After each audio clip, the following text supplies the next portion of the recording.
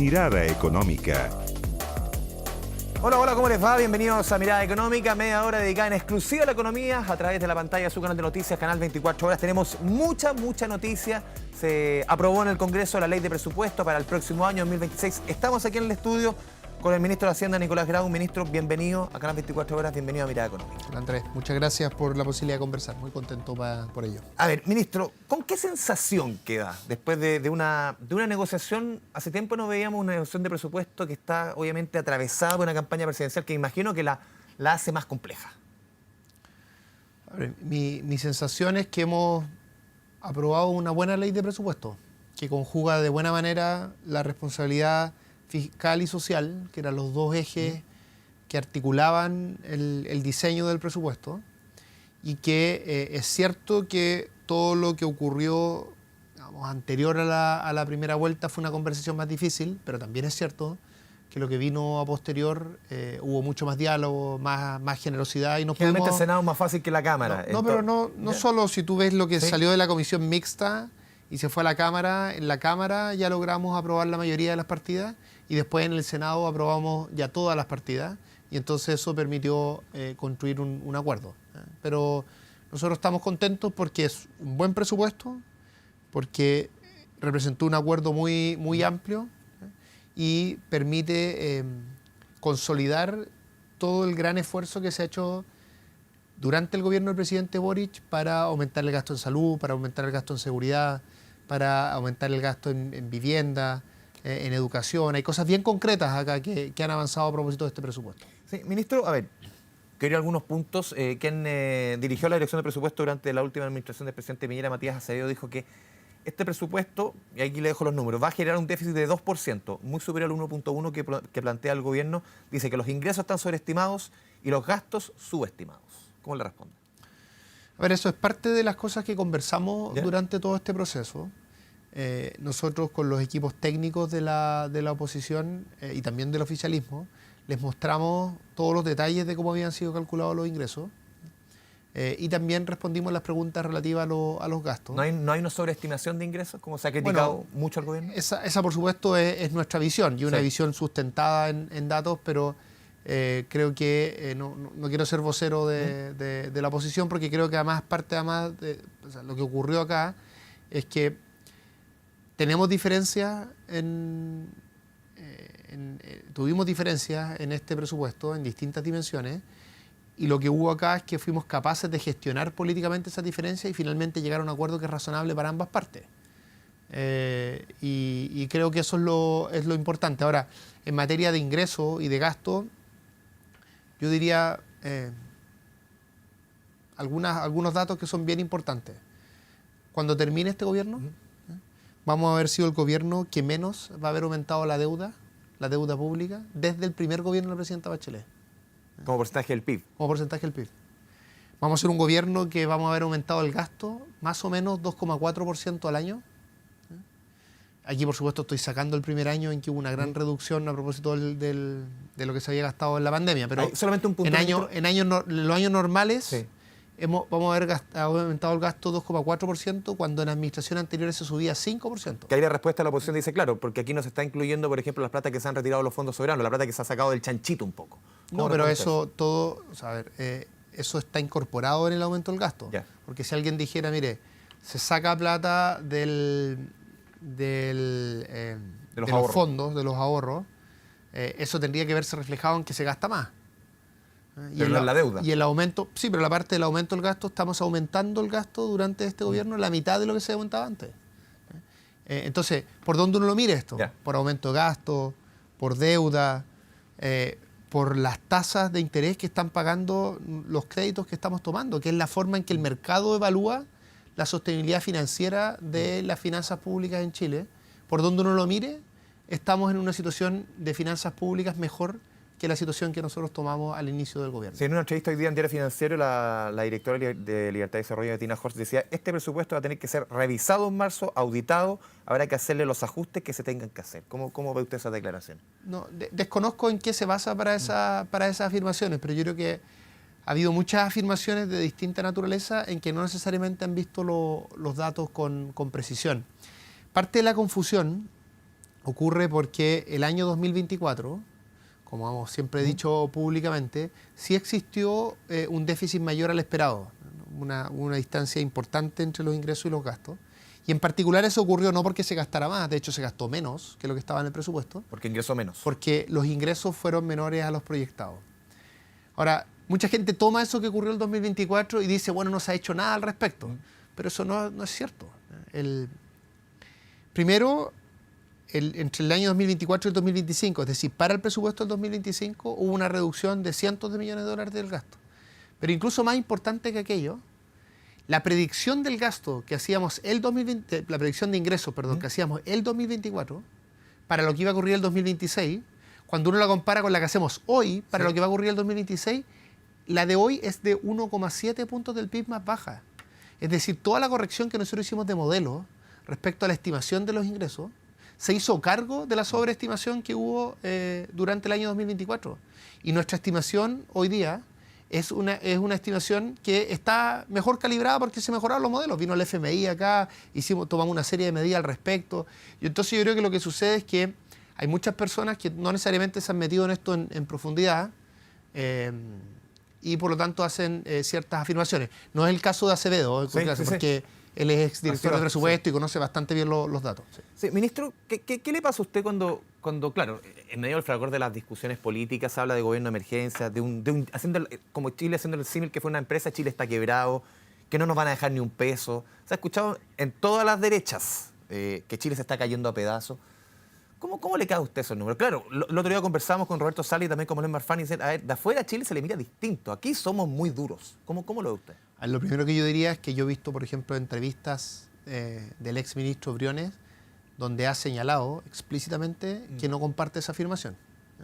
Por ende, yo creo que también creo que lo vi en una entrevista de Rafael Berguán, que no es que no tengan críticas, porque tenemos miradas distintas, pero no comparten esa afirmación. Y yo creo que acá lo importante es mirar los datos, porque uno puede afirmar cualquier cosa, pero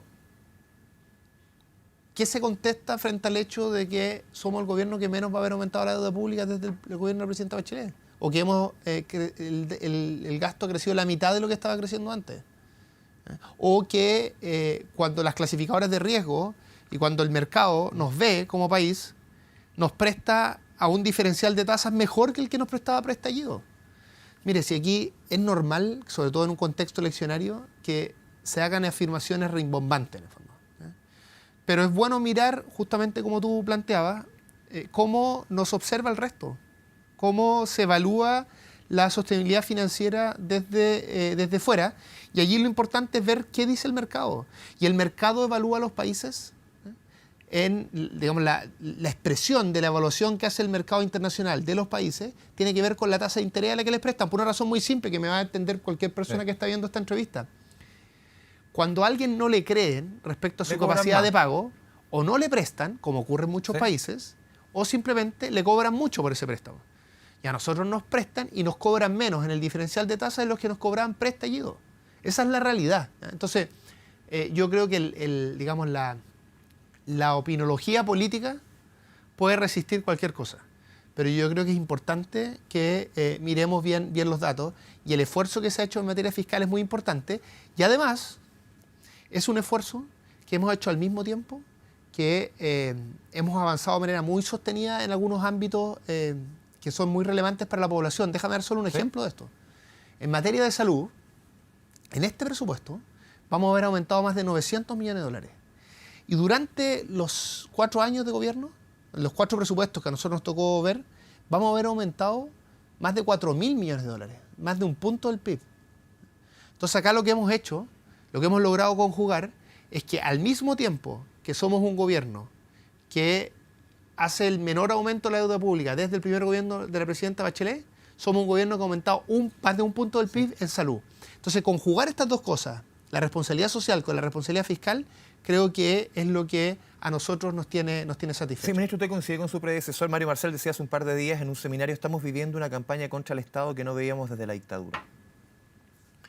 Bueno, yo creo que el exministro Marcel tiene un punto allí. Hay un desprestigio de la función pública, Hay miradas respecto a hacer promesas respecto a grandes reducciones de gasto que primero nadie las pide en el mundo, nadie. No hay nadie en el mundo o clasificadoras de riesgo o prestamistas o el mercado en general que esté diciendo que nosotros tenemos que hacer esas reducciones de gasto de ese nivel.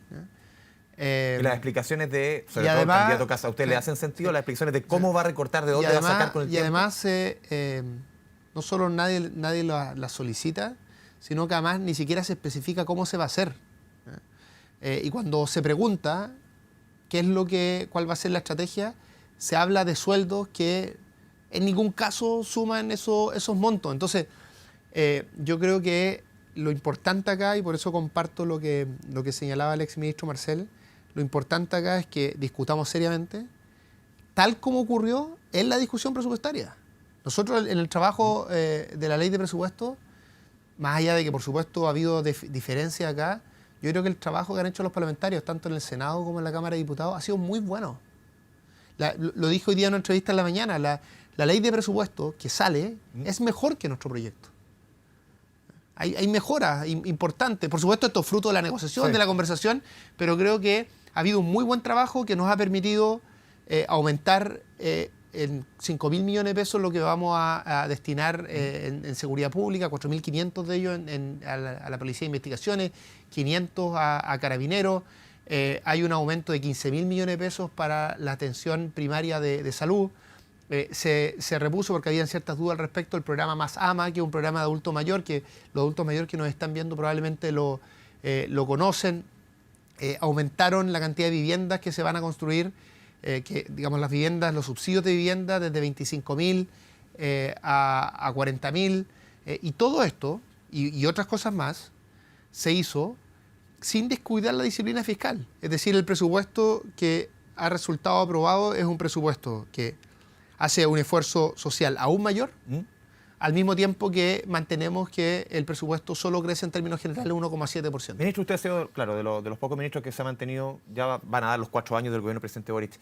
Muchos han apuntado a que el gobierno, que al principio no hablaba de crecimiento, no hablaba de gestión, y sí hoy día tiene esas prioridades.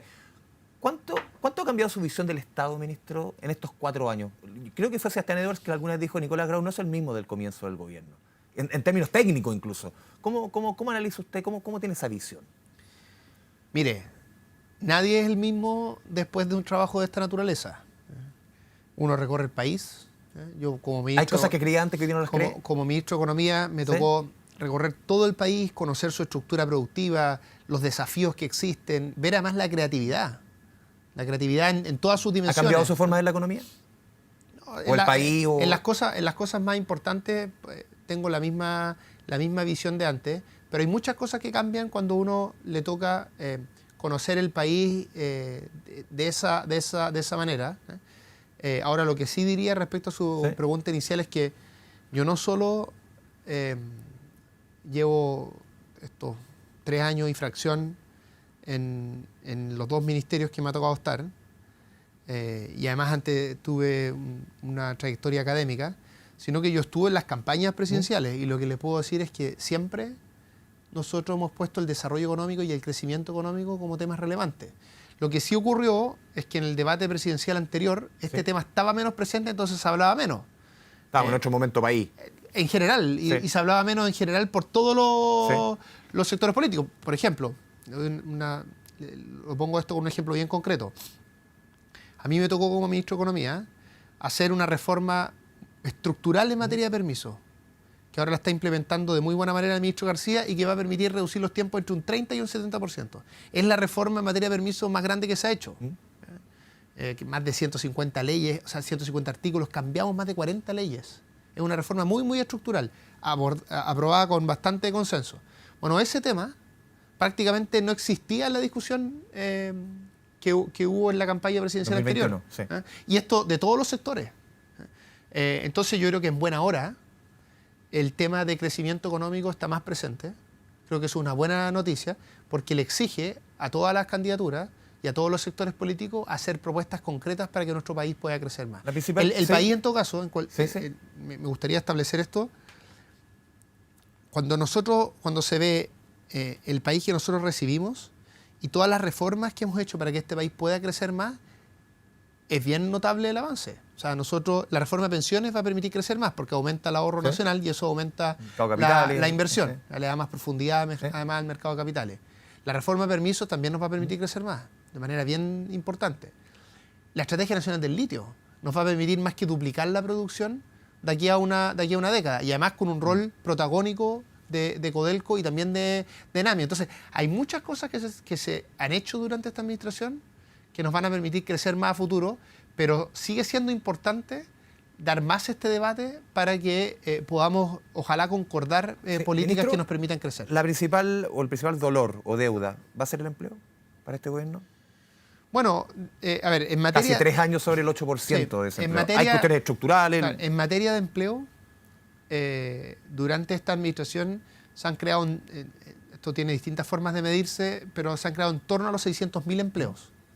Por lo tanto, la creación de empleo ha sido importante y además se ha reducido la informalidad.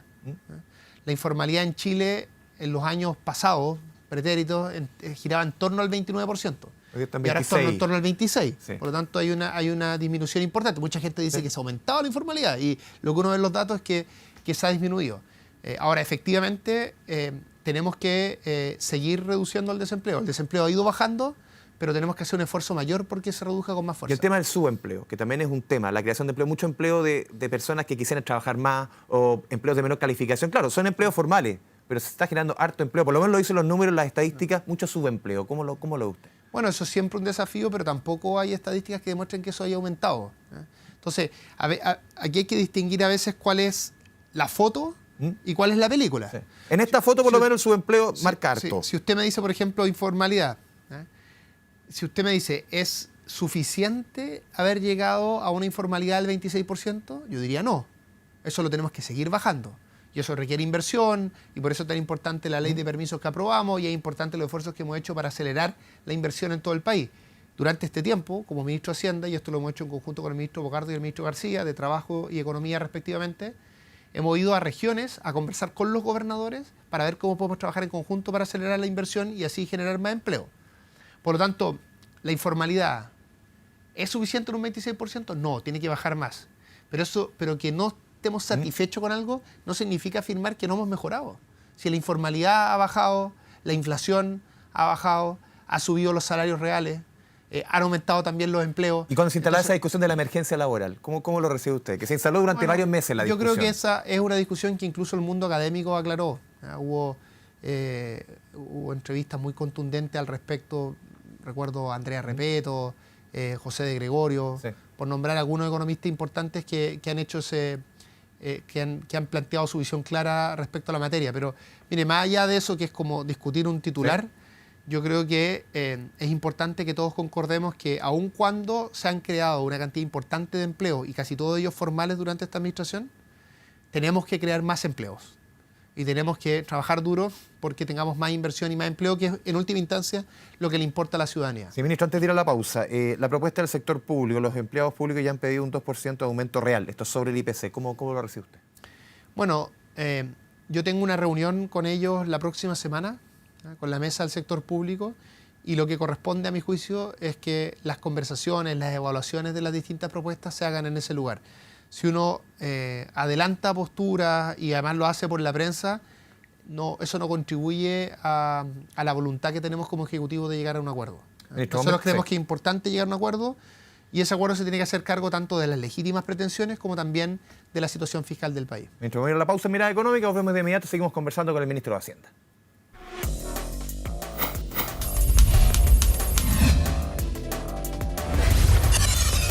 Mirada Económica.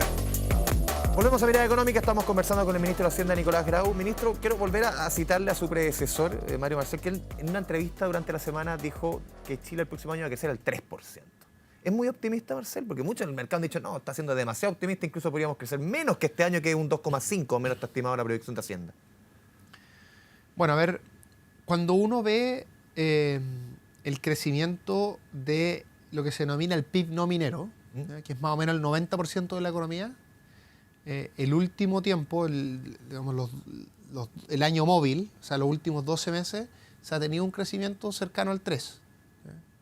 Eso ha ocurrido. Ahora, ¿cuánto vaya a crecer finalmente la economía, tanto este año como el próximo? Depende de que estos dos ámbitos, tanto el PIB no minero como el PIB minero, estén bien. Ahora, el dinamismo que está teniendo, insisto, el PIB no minero, que es el grueso de la economía, en fin, es un dinamismo mayor al que estábamos viendo anteriormente. Ministro, hemos tenido también números que uno dice son optimistas, derechamente. El Banco Central en sus cuentas nacionales dijo la inversión, creo que el tercer trimestre respecto al tercer trimestre del año pasado, usted me corrige, creció cerca de un 10%. Así es. También vimos hace algunas horas que el IPSA superó los 10.000 puntos.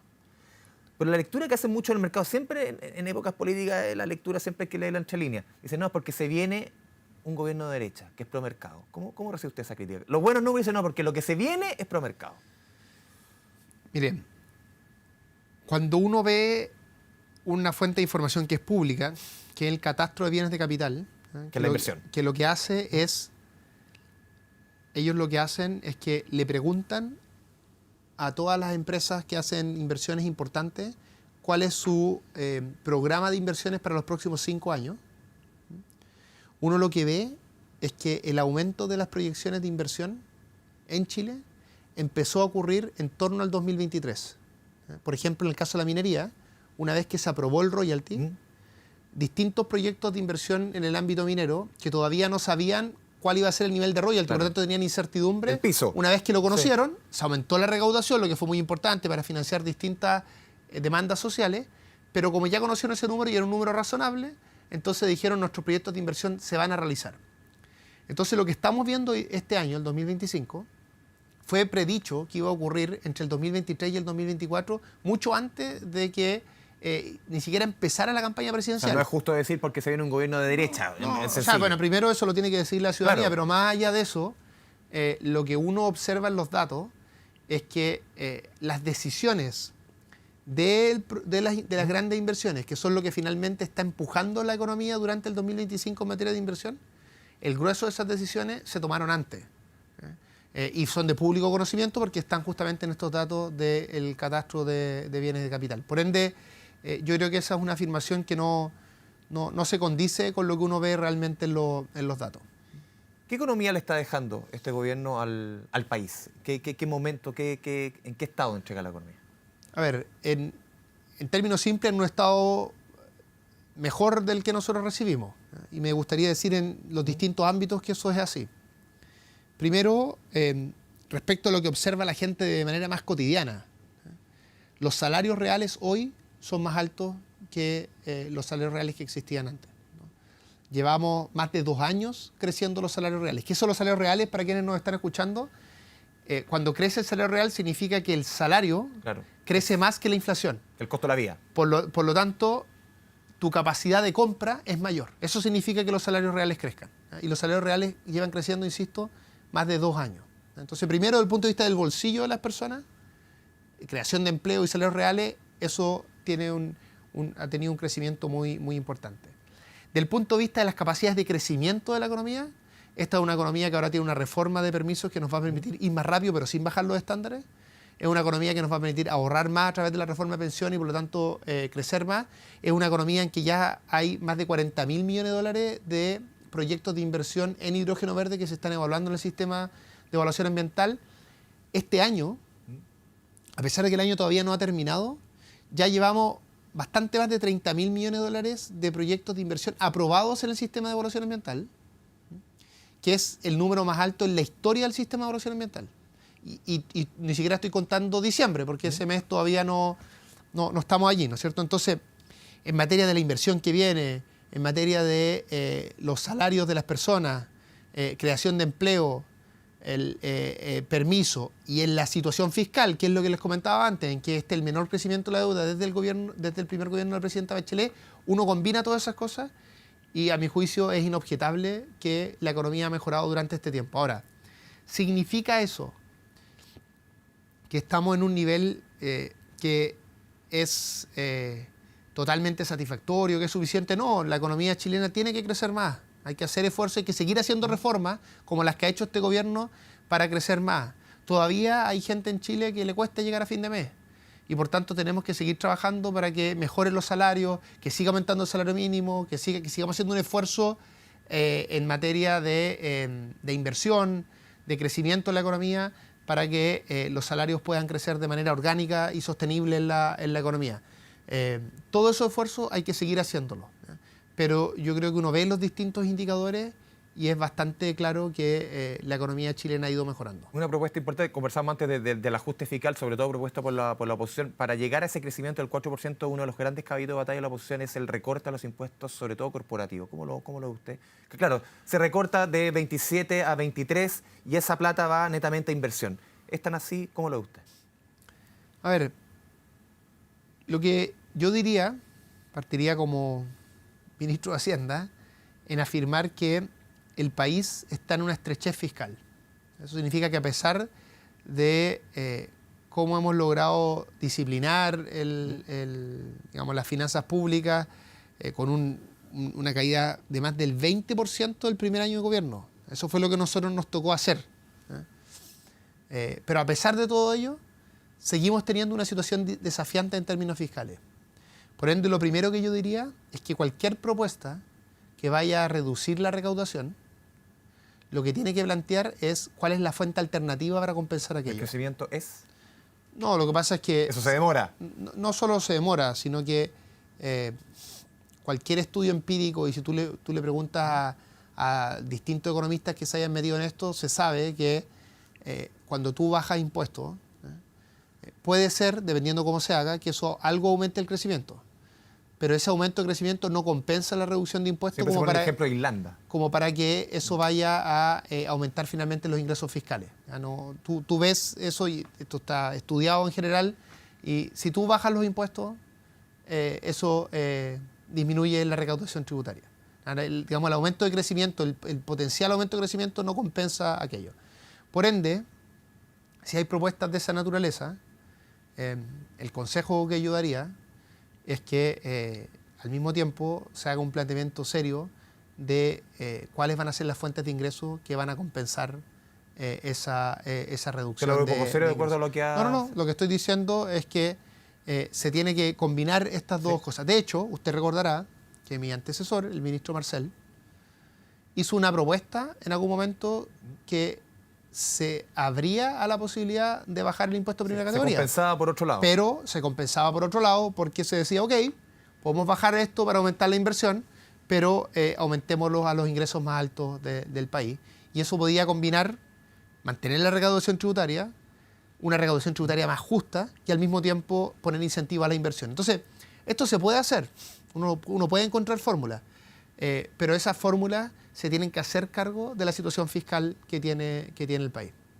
Ministro Nicolás Grau, le agradecemos este espacio, media hora de conversación por el canal de noticias Canal 24 Horas. Lo último, Andrés, ¿Sí? que me gustaría decir, lo he dicho también en otra entrevista hoy día, es terminar por agradecer las votaciones y el trabajo que tuvimos ayer. En particular, bueno, no solo agradecer a todos los senadores, diputados, oficialistas, de oposición, pero en particular me gustaría agradecer. Ayer hubo un momento de discusión más complejo en la Cámara de Diputados cuando había que votar el resultado de la mixta, que era la última votación. Hubo discursos y votaciones bien importantes del diputado Chalper, más allá de que todo el oficialismo apoyó, ¿no es cierto? Pero hubo, yo diría, una intervención decisiva del diputado Chalper, también el diputado Guzmán, el voto del diputado Undurraga, el diputado Sauerborn, que tuvo un rol muy importante también en la comisión mixta. Y la verdad es que si no hubiéramos tenido esos votos, se hubiera rechazado la propuesta de la comisión mixta. Y si se hubiera rechazado la comisión mixta, hoy día, en esta entrevista, hubiéramos estado conversando cómo llevar adelante un país que no tiene presupuesto para seguridad. La última vez que no hubiéramos tenido, o sea, el grueso del presupuesto ya estaba aprobado, pero lo que estaba en juego ayer era el presupuesto de seguridad. Es decir, hoy día no tendríamos presupuesto para carabineros, para la policía de investigaciones, para toda la lucha que existe para el crimen organizado y para el nuevo ministerio, que es uno de los grandes avances que ha hecho este gobierno. Entonces, yo creo que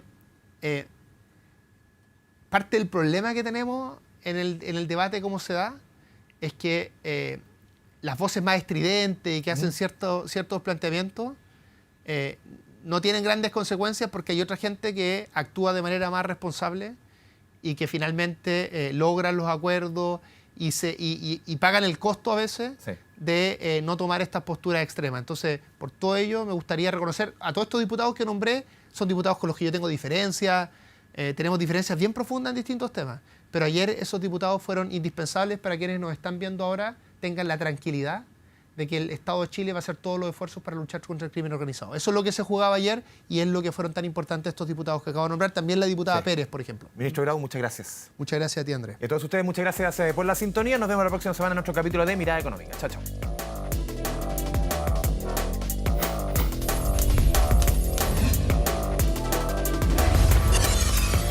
Mirada Económica.